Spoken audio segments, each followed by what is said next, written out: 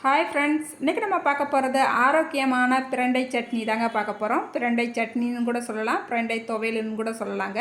இந்த பிரண்டை துவையில் நம்ம சூடான சாதத்தில் கொஞ்சமாக நல்லெண்ணெய் விட்டுட்டு அப்படியே சாப்பிடும் போது அவ்வளோ டேஸ்ட்டாக இருக்குங்க. இட்லி தோசையோடு கூட வச்சு சாப்பிட்லாம்.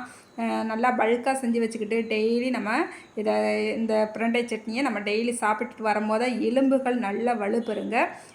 சிலருக்கு பசிக்காது, அவங்களுக்கெல்லாம் பசியாதவங்களுக்கெல்லாம் இந்த பிரண்டை துவையில் அடிக்கடி வச்சு சாப்பிட்டு வந்தீங்கன்னா அவ்வளோ நல்லதுங்க. பசி உணர்வை தூண்டுங்க. இந்த பிரண்டை மட்டும் இல்லைங்க, இதில் வர்ற அந்த கீரையில் கூட அவ்வளோ சத்து இருக்குங்க. உடலுக்கு நல்ல உற்சாகத்தையும் தொற்று நோய் ஏற்படாமல் தடுக்கும்.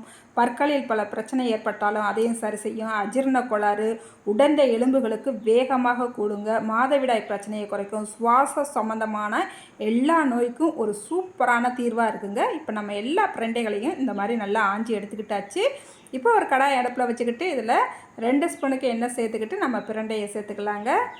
இந்த பிரண்டை சட்னி செய்கிறது ஒரு 10 நிமிஷத்தில் சட்டுன்னு செஞ்சிடலாங்க. நம்ம வதக்க வேண்டியது ஆற வைக்கிறதுக்கு மட்டும்தான் 2 நிமிஷம், வதக்கிறது சட்டுன்னு வரைக்கும் 10 நிமிஷத்தில் பிரண்டை சட்னி செஞ்சிடலாங்க.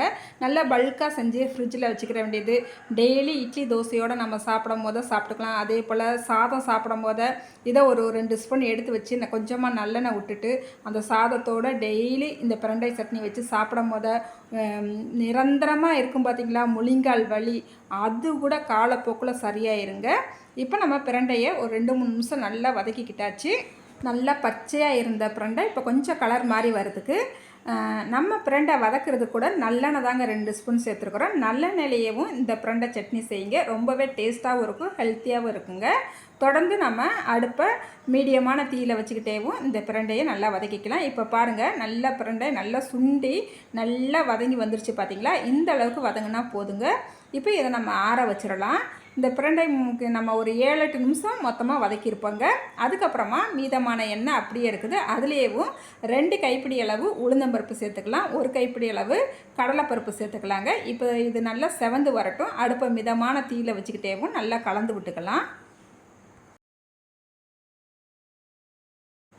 இப்போ பாருங்கள், நல்லா ஓரளவுக்கு நம்ம வறுத்துக்கிட்டாச்சு. அதுக்கப்புறமா இதில் ஒரு 20 சின்ன வெங்காயம், 10 பல் பூண்டு, 1 துண்டு இஞ்சி நம்ம இதோட சேர்த்துக்கலாங்க. சேர்த்துட்டு அடுப்பை மிதமான தீயில் வச்சுக்கிட்டேவும் நம்ம இதை வதக்கிக்கலாங்க.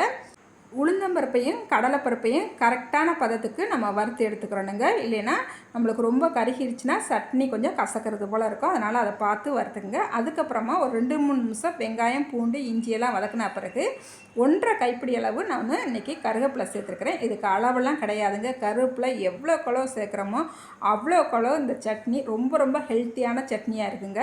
அதனால் உங்களுக்கு கருவேப்பிலை எவ்வளோ சேர்க்க முடியுமோ அந்தளவுக்கு சேர்த்துக்குங்க.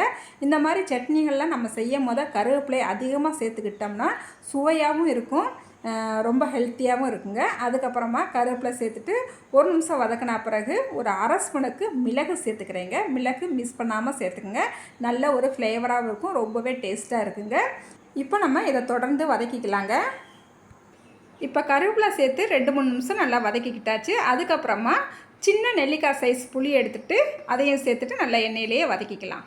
எண்ணெயில் வதக்கிட்டு நம்ம அரைக்கும் போது அந்த புளியோட பச்சை வாசனை நம்மளுக்கு தெரியாது. இப்போ காரத்துக்கு ஒரு 4-5 வத்தல் மட்டும் சேர்த்துக்கலாம். நீங்கள் இந்த இடத்துல காரம் எந்த அளவுக்கு நீங்கள் சாப்பிடுவீங்களோ அந்தளவுக்கு இந்த வத்தலை கூட்டியோ குறைச்சோ சேர்த்துக்குங்க.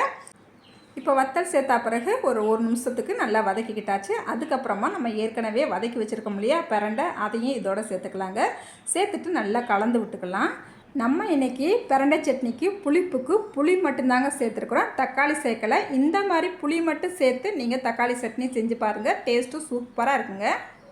இப்போ இது எல்லாத்துக்குமே தேவையான அளவு உப்பு சேர்த்துக்கலாம். ஒரு 1/4 ஸ்பூனுக்கு பெருங்காயத்தூளும் சேர்த்துக்கலாங்க.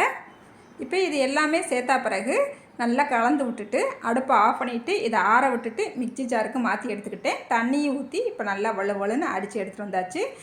இந்த பிரண்டை சட்னிக்கு நான் இன்றைக்கி தாளிப்பு எதுவும் கொடுக்கலங்க. தாளிப்பு கொடுக்காட்டாலுமே இதோட வாசமும் டேஸ்ட்டும் சூப்பராக இருக்குங்க. நீங்கள் விருப்பப்பட்டால் தாளிப்பு கொடுத்துக்கலாம்.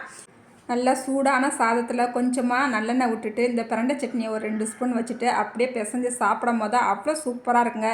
அதே போல் இட்லி தோசையோடையும் சாப்பிடும் போது ரொம்ப டேஸ்ட்டாக இருக்கும். இந்த டேஸ்ட்டான ஹெல்த்தியான பிரண்டை சட்னியை நீங்களும் ஒரு தடவையாவது இதே போல் ட்ரை பண்ணி பாருங்கள்.